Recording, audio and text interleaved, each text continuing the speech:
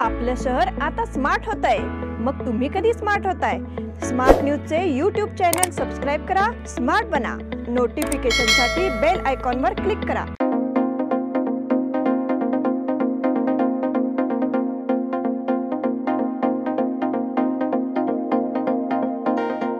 नमस्कार, मैं Anuja Patil smart plus के आज के समाचार में आपका स्वागत करती हूँ। शुरुआत में एक नजर आज की सुर्खियों पर। शहर में चोरी, 5 दुकानें तोड़ी। प्रशासन द्वारा श्री महर्षि वाल्मीकि जयंती मनाई गई। दावा करें कि सरकार ने ही कर्मचारियों की नियुक्ति के लिए अधिकृत किया है। अमर यल्लुरकर को अनिल बेनके की खुली चुनौती। बेलगाम में 30वें राष्ट्रीय ओरल पैथोलॉजी सम्मेलन का आयोजन। ढोलेडा ग्रुप द्वारा रास दांडिया महोत्सव कल। अल्पावधीत लाखो वाचकांच्या पसंतीस उतरलेले स्मार्ट न्यूज आता मुद्रित स्वरूपात देखील उपलब्ध। वाचकांच्या अपेक्षापूर्तीसाठी एक नवे पाऊल। ताज्या घडामोडींसाठी सायन दैनिक स्मार्ट न्यूज, सखोल वाचनीय बातम्यांसाठी वार्ता शक्ती। नियमित वाचा, स्मार्ट व्हा।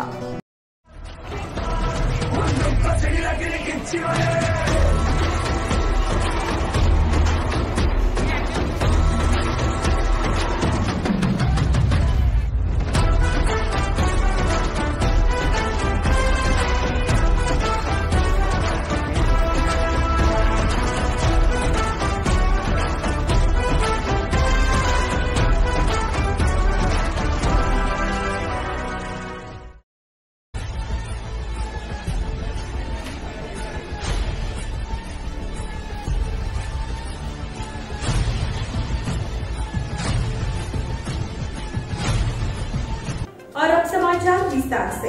बेलगाम शहर क्षेत्र में शुक्रवार आधी रात चोरों का तांडव जारी है। इससे पुलिस महकमा असमंजस में पड़ गया है। पांगुल गली क्षेत्र में 3 और शनि मंदिर क्षेत्र में 2 कुल 5 दुकानों में चोरी हुई है।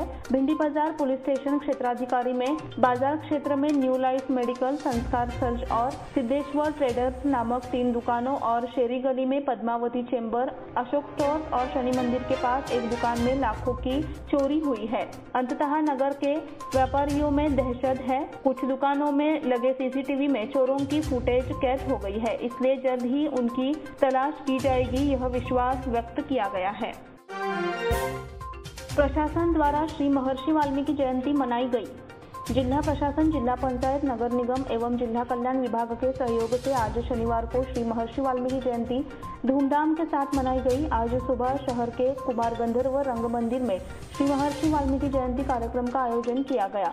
कार्यक्रम के मुख्य अतिथि महापौर शोभा सोमनाथ से उपमहापौर रेशमा पाटिल, बेलगाम उत्तर विधायक आसिफ सेठ सहित जिला कलेक्टर नितेश पाटिल, पुलिस आयुक्त इस समय उपस्थित थे। जिला पंचायत सीईओ हर्षला बोयर और अन्य गणमान्य व्यक्ति भी इस समय उपस्थित थे। इन महाअनुभवियों के हाथों श्री महर्षि वाल्मीकि के छवि की मूर्ति का पूजन कर जयंती कार्यक्रम का शुभारंभ किया गया।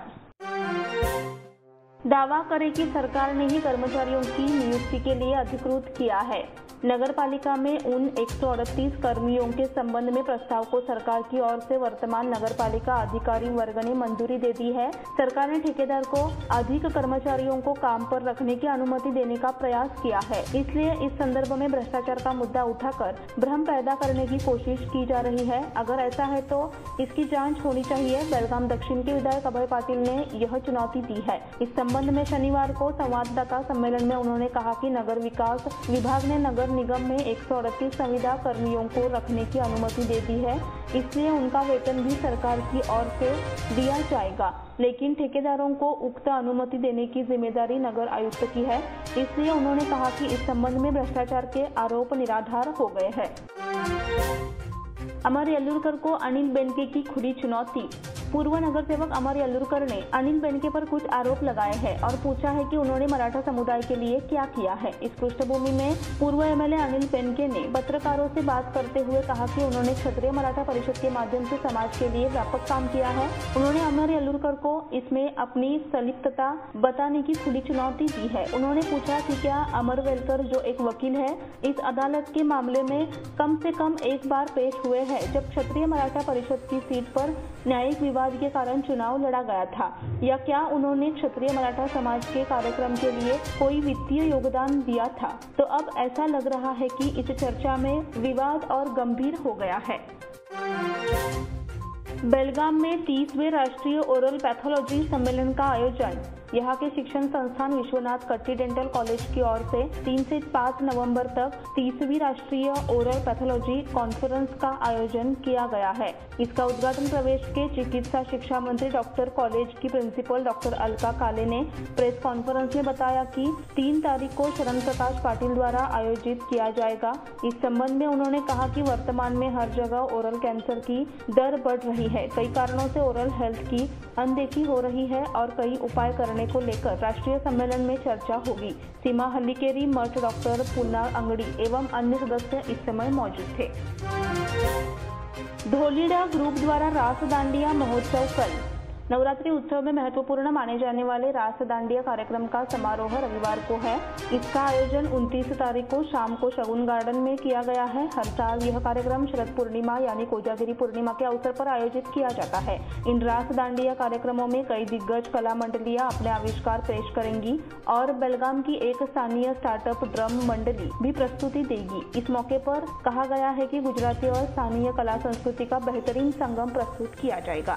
अब समय हो गया है छोटे से ब्रेक का। आप देखते रहिए स्मार्ट प्लस।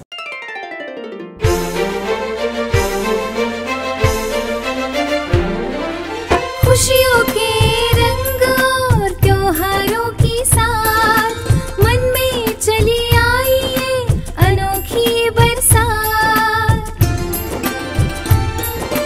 चलो आओ मनाओ ये रंग रलियां, आराधना आई है खुशहाली के साथ, खुशहाली के साथ। शुभ दीपावली के वस्त्र खरीदारी के लिए आराधना, मारुति गली, बेलगाम। खुशियाँ लाए आराधना।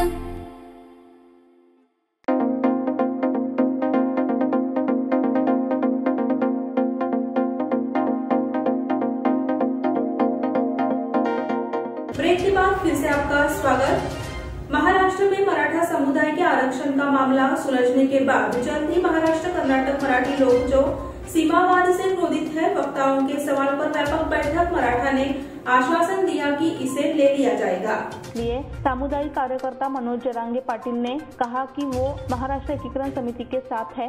वे महाराष्ट्र एकीकरण समिति के प्रतिनिधि मंडल द्वारा शुक्रवार को प्रकाश मरगाले, अंतरवली सराती के नेतृत्व में इस जगह पर मनोज जरांगे पाटिल धरना स्थल पर मुलाकात हुई। इस समय मरगाले द्वारा सीमा प्रश्न का इतिहास और कर्नाटक से मराठी लोगों के साथ जो अन्याय हुआ है उन्हें विस्तृत जानकारी दी गई। वीटीयू द्वारा आयोजित कुलपतियों की 2 दिवसीय बैठक का समापन। देश के डिजिटल परिवर्तन ने वैश्विक प्रतिष्ठा अर्जित की है, इसलिए देश के विकास और अर्थव्यवस्था में अहम भूमिका निष्पादित की गई है। यह दावा करते हुए राज्यपाल थावरचंद गहलोत ने कहा, वीटीयू द्वारा दक्षिण क्षेत्र के विद्यालयों द्वारा आयोजित कुलपतियों की 2 दिवसीय बैठक शुक्रवार को हुई। 27 को इसका समापन हुआ। इस अवसर पर मुख्य अतिथि के रूप में राज्यपाल गहलोत मौजूद रहे। वीटीयू के कुलपति प्रोफेसर एस विद्याशंकर ने स्वागत किया। इस समय डॉक्टर एस रमादेवी ने धन्यवाद ज्ञापित किया। मराठा इंजीनियरिंग बोर्ड कॉलेज प्राचार्य डॉक्टर डीजी कुलकर्णी द्वारा रिपोर्ट पढ़ी गई। कांग्रेस विधायकों को बीजेपी ने दिया लालच। राज्य में कांग्रेस सरकार को गिराने की बीजेपी की कोशिश है, जबकि खबर फैल रही है कि कांग्रेस विधायकों को रिश्वत और पैसा प्रलोभन दिया जा रहा है। कांग्रेस विधायक रवि गनीना द्वारा बम टूट गया है। कांग्रेस सरकार अस्थिर हमारे विधायकों को 50 करोड़ रुपए और मंत्री पद का लालच दिखा रहे हैं, ऐसा आरोप विधायक रवि द्वारा किया गया। लिखित आश्वासन के बाद रैयत एसोसिएशन का आंदोलन वापस ले लिया गया। इस साल उम्मीद के मुताबिक बारिश न होने से फसलें खराब हो गई है, बहुत नुकसान हुआ। तो जहां पानी है, बिजली आपूर्ति बाधित होने से फसलों की सिंचाई करना मुश्किल हो रहा है। इसलिए दिन में 10 घंटे 3 फेज सप्लाई करनी है। ऐसी मांग को लेकर रैयत एसोसिएशन द्वारा हुबली में हेस्कॉम कार्यालय पर विरोध प्रदर्शन किया गया। इस समय 4 दिन 7 घंटे 3 चरण के बाद अधिकारी मोहम्मद रोशन तथा रात्रि में 10 घंटे सिंगल फेज विद्युत आपूर्ति का प्रावधान करने का वादा किया था। इसलिए सूचना है कि आंदोलन वापस ले लिया गया है। राजू पवार, प्रदेश कार्यकारी अध्यक्ष रैयत एसोसिएशन, इस समय मौजूद रहे। शहर के कुछ हिस्सों में कल बिजली कटौती। जैसे जैसे रखरखाव और मरम्मत का काम किया जाएगा। रविवार को शहर के कुछ हिस्सों में बिजली आपूर्ति ठप रही। 29 को रात 10 बजे से सुबह 6 बजे तक बिजली आपूर्ति बाधित रहेगी। खानापुर रोड, उद्यम बाग, औद्योगिक स्टेट, रानी चन्नम्मा नगर, वसंत विहार कॉलोनी, सुभाष चंद्र नगर, उत्सव होटल, तीसरा रेलवे गेट, अनगोल क्षेत्र, यरमाल क्रॉस, इस जगह पर रात 10 बजे से सुबह 6 बजे तक इलाके में बिजली नहीं रहेगी। ग्राहकों को सहयोग करना चाहिए, ऐसी अपील हेस्कॉम ने की है। काले दिनों पर सख्ती से हड़ताल करें। सब एक काले दिन पर कारोबार बंद कर सख्त हड़ताल खानापुर तालुका का पालन करें। महाराष्ट्र एकीकरण समिति द्वारा शुक्रवार को जाम्बोटी में पत्रकार वितरण जाम्बोटी में पत्रक वितरण, जन जागरूकता बढ़ाई। जागरूकता दौर में खानापुर तालुका महाराष्ट्र एकीकरण समिति अध्यक्ष गोपाल देसाई, आबा साहेब दलवी, मुरलीधर पाटिल, जयराम देसाई, मारुति परमेकर, संजीव पाटिल, राजाराम देसाई आदि उपस्थित थे। इसी के साथ स्मार्ट प्लस के आज के समाचार यहीं पर समाप्त हुए। धन्यवाद।